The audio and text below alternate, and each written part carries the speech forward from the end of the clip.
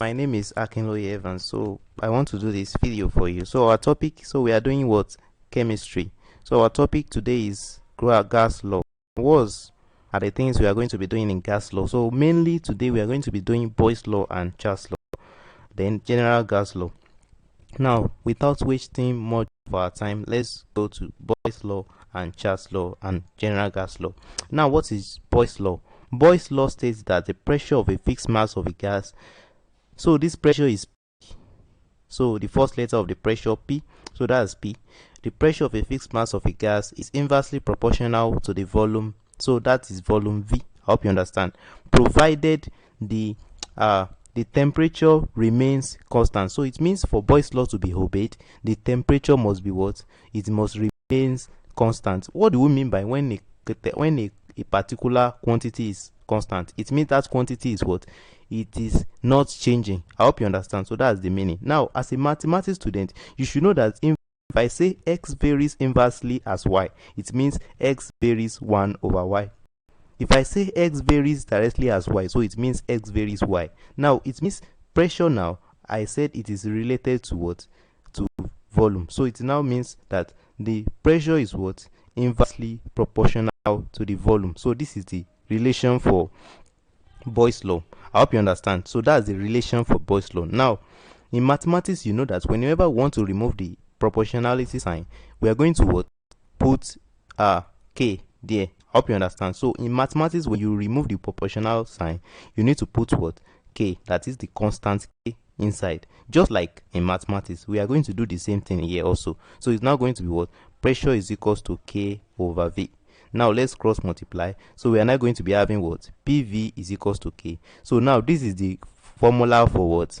For Boyle's law. Now for us to remove this K, because we don't need this K, there's nothing we want to use this K for. For us to remove it, we will now be putting 1 and 2. I hope you understand. It will now be what? P1 V1 is equals to P2 V2. I hope you understand. So because we remove this K, we are going to be putting 1 2 there. I hope you understand. So that's how we can use the word, the Boyle's law. So now let's go to the other things.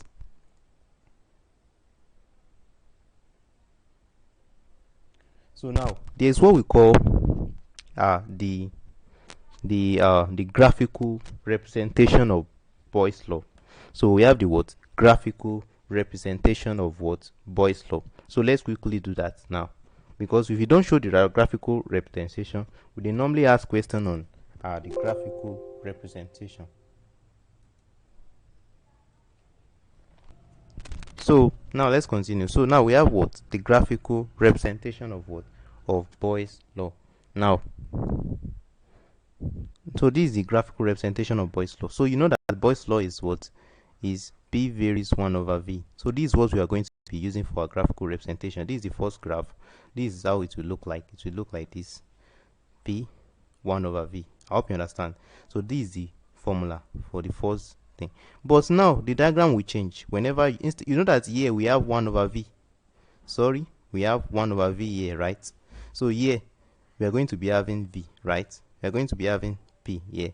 Now, since we put V here instead of 1 over V, the diagram will now look like this. So that's how it will look like. So P and V. I hope you understand.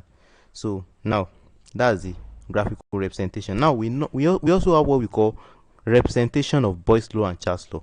So the representation of Boyle's law and Charles law is like this. You know that if I say x varies 1 over y, the meaning is that when y is increasing, x will be reducing. I hope you understand. When x is increasing, the y will be reducing. I hope you understand. So now it means when the volume increases, the pressure is going to be what? Decreasing. So when pressure is increasing, the volume will be what? Decreasing. Now it means this is the representation of Boyle's law. So this is how you draw it. So it means when P is increasing, the volume will be reducing. When V is increasing, the pressure will be reducing. When P is reducing, the volume will be increasing. I hope you understand. So if WAEC asks you to draw a representation of Boyle's law, this is how you will draw it. They don't say Charles law, but they said what? Boyle's law.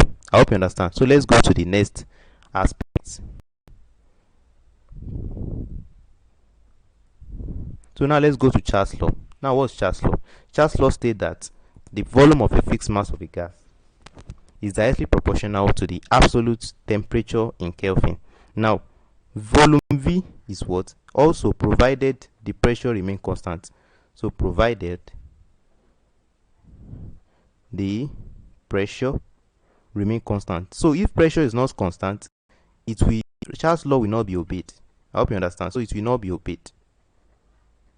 So that's it. So now, what is the how will I write the equation? So volume is this, temperature is here. So it will now be what? Volume. You know that it is direct proportional. That's what is directing us. Whenever something is direct proportional, I told you that S varies Y, that is direct proportional.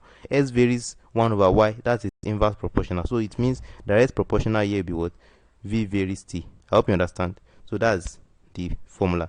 So now we are not going to be having V. When you remove this proportionality, don't forget, you're going to put K there. So V is equals to KT. Now, we are now going to be having V over T is equals to K. Now, for us to remove this K, don't forget what I told you. You will be putting 1, putting this. So now be V2, T2. Now, we are through with what? We are through with the Charles law. Now, don't forget, we are still going to do the what? Graphical equation, representation, because graphical representation is very, very important. They will ask you most of the time. So even rather than asking you that of calculation self, they will ask you. So let's quickly do it now. So graphical representation of Charles law. So this is it. Sorry.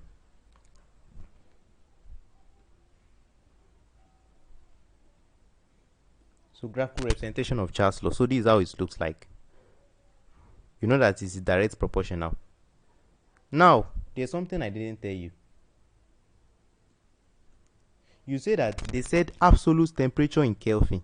So it means when they give you temperature, your temperature in degrees Celsius in your calculation, whenever they give you in Celsius, you need to convert it to Kelvin. And how do you convert from degrees Celsius to Kelvin? You had 273. I hope you understand me. So it means if I give you 20 degrees C and I say you should use your temperature, you are going to add what? 273. I hope you understand. So when you are doing calculation, you are going to what? Add 273. But if your answer is in degrees Celsius, it means after you must still add your 273 when they give you answer. Assuming they give you T1, they now say you should find T2. You must firstly convert your T1 to T2, to the T1 you have in Kelvin. I hope you understand. So now, when you now get your answer T2 in Kelvin, your answer in Kelvin, assuming you got 200 Kelvin as your answer, then you will now remove 273 to get your what? Degree Celsius. I'm saying if your answer is in what? If it is in degree Celsius. So that's it. So let's go to the graphical representation. So graphical representation is that you know that it is direct proportional. So it will be what? It will be like this. I hope you understand. So it will be like this. So V varies T. So provided this temperature is measured in what? Kelvin. But if the temperature is not in Kelvin, if it is in degree Celsius, this is how the diagram will look like. It will look like this. Please take note of it. So minus 273 degrees C. So this is the 0. So this is how the diagram will look like. I hope you get it. So that's how it will look like. Now, there's something we now call absolute zero temperature. Absolute zero temperature is this 273. So this minus 273 is the what? Absolute zero temperature. So they may ask you, what is the absolute zero temperature? So is that 273? Because if you add 273 to minus 273, what do you have? 0. So that's it. So now, there is representation for Boyle's law also, but Charles' law also, but it has no meaning.